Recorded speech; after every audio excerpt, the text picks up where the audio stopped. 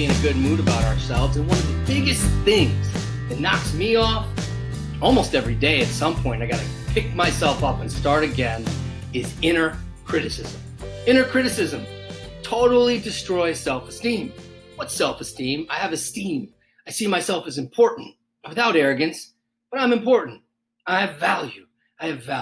And this mini presentation, this life hack, emotions hack by the Good Mood Coach Foundation, we're going to go over some amazingly transformative tools that work. They really work. I've seen it a lot of times, and whenever I actually do them, they work on me.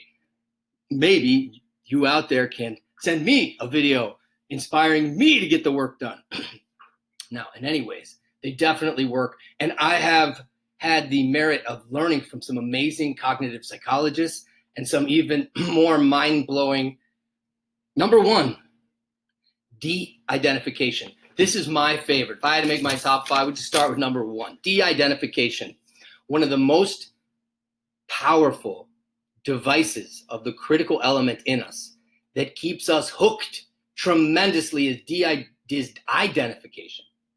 And the tool, the remedy for identification is de-identification. Now, identification, first in a humorous way, is I-dent my vacation. Identification. My identification, right? Identification. But what it means is what I identify with. Am I my thoughts? Am I my emotions? Am I my bad traits? And the answer is most of us think yes. One pet peeve I have is when people say about others, not that I like talking about others or listening about people talk about others, is now I know who he really is.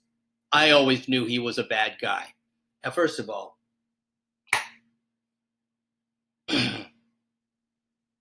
actions are separate than who we are. Thoughts are separate than who we are. Emotions are separate from who we are. But we identify with them, and we identify that that's us. For example, I don't treat myself well. Okay. So there's an action going on internally, and there's I and myself. Who is I and who is myself? We're going to get to a different version of this tool soon, and it's an amazing tool. Now, okay. So identification, I am a bad person. So I identify with the term bad person. Do I want to be identified with the term bad person? Well, my critic wants me to be. It thinks that somehow that's going to benefit me, or it doesn't think it's going to benefit me and it just wants to injure me. And some of us go through self-punishment cycles. Some of us have unworthiness beliefs, defective beliefs. I'll punish myself before someone punishes us. And that's all trauma talk. And if you have that going on and you haven't gotten help, get help. We can't do it alone. And we'll tell you where to go if you don't need to come see us. Okay. So what do I want to identify with? If I have a really yucky thought, is that who I am? No. If I have some really mean feelings, is that who I am? No. So what am I? Dr. and Rabbi Zev Ballin, who was a student and is a student, but he was in a working capacity there, for Chutzah Chesed, a beautiful Rabbi Arish's organization who teaches us about faith and who we really are, about our souls. It defines it in a very simple, usable way.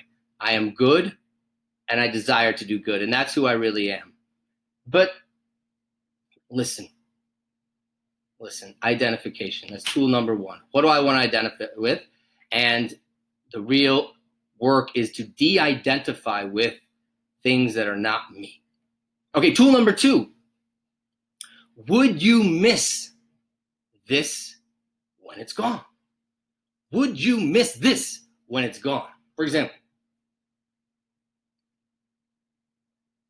if all of your anger left you, would you feel like, oh man, half of me is not here right now. I'm really lonely.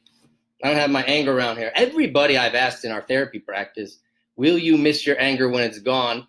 95% of the answers were no. One time, a person said, well, I might not feel as powerful.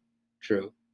But will you feel like you're no longer there?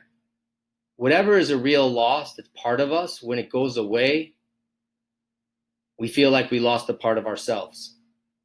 For example, if I lose a good friend, or I lose a parent, or I lose a part of my life that was really special to me, or I lose abilities to walk or to do things that were really part of my life, I feel a loss. I feel grief. I feel like I lost something that's me. And you hear mourners talk about, I really feel like I lost a piece of myself when he left the world. So, but if it leaves us and we don't feel like we lost ourselves, then it was never us to begin with. And that's that. This is a shortcut in identifying the real self, the authentic self. If, when it's gone, do you feel more yourself or less yourself?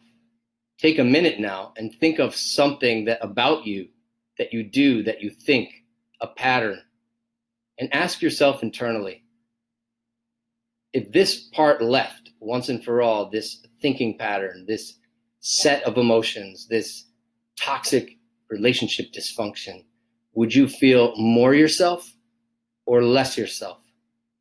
I'm guessing if you're like me and many people I've gotten to know here in our clinics, that you would say you feel more yourself. And in fact, these negative mood and mind states are in the way of being our true selves. And that actually being our true selves is not so difficult. It automatically happens because we are ourselves. Whenever I get out of the way, the things that are preventing me from being myself. And so many of those things are things that actually identify as me. And if they're me, I'm not going to get rid of them. Why would I get rid of myself? If I have a big scar down my arm, I'm not going to get rid of my arm because that scar is there. Look at my arm. Okay, I don't want to have a scar, but I have a scar. Oh, I don't want to have this laziness. I don't want to have this anger. You're not going to get rid of your arm because of it. You're not going to get rid of it if you really think it's you. So finishing on this idea, this tool is asking yourself, if this were to leave me, if this were to be gone, would I feel more myself or less myself? So that's tool number 2. Tool number 3 is finding the good. Amazing self-esteem builder. There's holy mystics and Rabbi Arush, and in psychology too, in cognitive therapy, we see that finding the good and seeing the good in us creates self-esteem. I learned to like myself. Okay, great. What's the shortcut in that? I've discovered from applying this with a lot of people that what you have to do is basically find something in yourself that is uncontestably good. You know, your inner critic has nothing it can justifiably say that will mess up and take away your feeling it's a good thing. Like, let's say, you were super patient instead of blowing up at one of your kids, or, you gave some charity in a situation that you felt was really an amazing thing that you had the opportunity to do.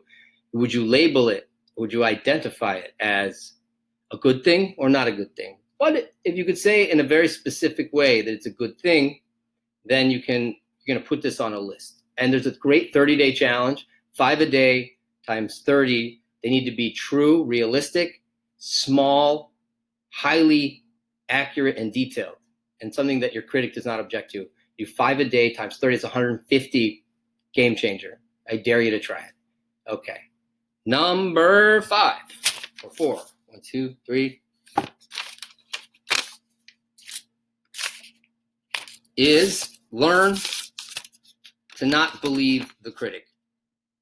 Learn not to believe the critic. Number 4, it has a certain frequency. It's like a radio station. And if you found out that every single thing that 104.3 or 99.5 is telling you is either completely false, 40% false, 30% false, even 5% false, you can no longer trust that radio station, right?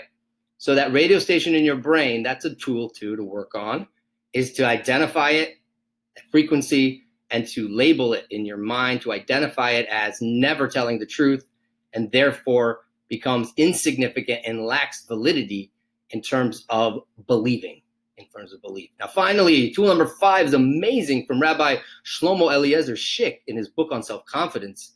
He says that there are 3 types of faith: faith in God, faith in the saints and mystics, that they bring us real teachings, and faith in other people and their own greatness that's in them, and finally, faith in oneself, number 3. What does it mean, faith in oneself? It means I don't feel self-esteem, and I don't feel confident, and I choose to believe anyways. So I don't have to be confident. I choose to believe that I have good and that I am good. And by doing that, without feeling it, without seeing it, it leads to it. So number 5, awesome tool. These are 5 tools. And in summary, number 1, the concept of identification and de-identification. Number 2, the idea of when it's gone, will you miss yourself? Will you be gone? Number 3, finding the good. Number 4, not believing the radio station anymore, seeing the lie and the non-truth. And number 5, learning faith in yourself, that you don't need to feel good or see good in order to be good. You choose to believe you are good because logic dictates, and you know, on your higher self knows, you are good. You choose to believe. Thank you for joining us. This is a 12-minute mini crash course in building self-confidence, and these are techniques that really work if you work it.